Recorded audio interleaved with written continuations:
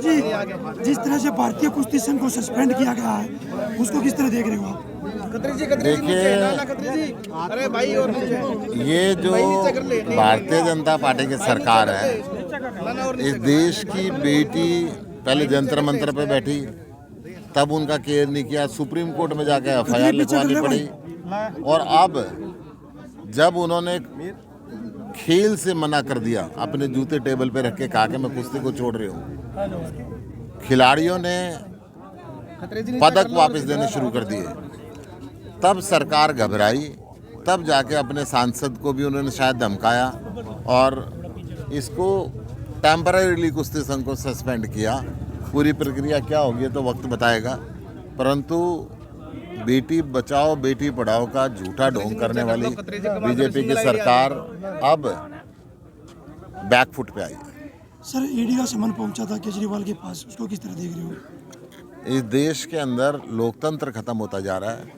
कोई संसद में सवाल पूछता है तो एक दिन के अंदर 3 दिन में 146 सांसदों को सस्पेंड कर दिया जाता है। किसी भी सांसद ने संसद में कोई बात बोली, उसका उत्तर सुने बिना परमानेंट उसको निष्कासित कर दिया जाता है। जो अच्छे स्कूल बनाए उसको जेल में बंद कर दिया जाता है, जो अच्छे हॉस्पिटल बनाए उसको जेल में बंद कर दिया जाता है। हमारे हेल्थ मिनिस्टर और एजुकेशन मिनिस्टर दोनों को बिना किसी कसूर के फर्जी केस के अंदर बंद कर रखा है। उसी फर्जी केस के अंदर हमारे सांसद संजय सिंह जी को गिरफ्तार किया, जब जिनका सरकार से कोई लेना देना नहीं, क्योंकि उनका कसूर ये था कि संसद के अंदर अपनी मुखर आवाज़ के अंदर इनके घोटालों को उजागर करते थे, चाहे मणिपुर का मुद्दा हो, चाहे अडानी का मुद्दा हो। और जब इन सब कार्यों के बाद भी अरविंद केजरीवाल जी के बढ़ते हुए कदम नहीं रुके, पूरे देश के अंदर अच्छे स्कूल अच्छे हॉस्पिटलों की मांग होने लगी। पूरे देश के अंदर, जैसे आज हम मोहाना गांव के अंदर आए हैं अपने कर्मचारी का केयर करने के लिए, मेयर साहिबा खुद आई हैं, नेता सदन आए हैं, डिप्टी मेयर आए हैं, उनकी पर बच्चे को पूरी सरकारी नौकरी देने के लिए पक्की, और जो भी उसकी सहायता राशि बनती थी उस सहायता राशि देने के लिए आए हैं। ऐसे जब वेलफेयर एक्टिविटी पूरे देश के अंदर, अरविंद केजरीवाल जी को असंवैधानिक नोटिस भेजा है और दिल्ली की जनता ने साफ कर दिया है कि झुकने की जरूरत नहीं है, चाहे जेल से सरकार चलानी पड़े।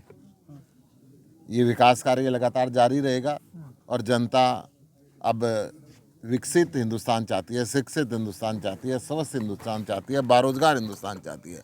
जो नीतियाँ अरविंद केजरीवाल जी ने दिल्ली में अपनाई, जो नीतियाँ पंजाब में अपनाई, अब पूरा देश चाहता है कि वो नीतियाँ हरियाणा के अंदर भी हों और बाकी देश के अंदर भी हों। उदय भान का विवादित बयान आया है, जाट और टूटी खाट किसी काम की नहीं है, कांग्रेस प्रदेश अध्यक्ष हैं, क्या कहेंगे इस मामले? देखिए, प्रदेश अध्यक्ष कांग्रेस ने क्या कहा इस पर तो मैं कोई टिप्पणी नहीं करूंगा, परंतु एक क्वेश्चन पूछने पे 140 सांसदों को सस्पेंड कर देना, मैं समझता हूँ दुनिया के इतिहास में और भारत के इतिहास में ऐसी चीज़ें देखने को नहीं मिलती।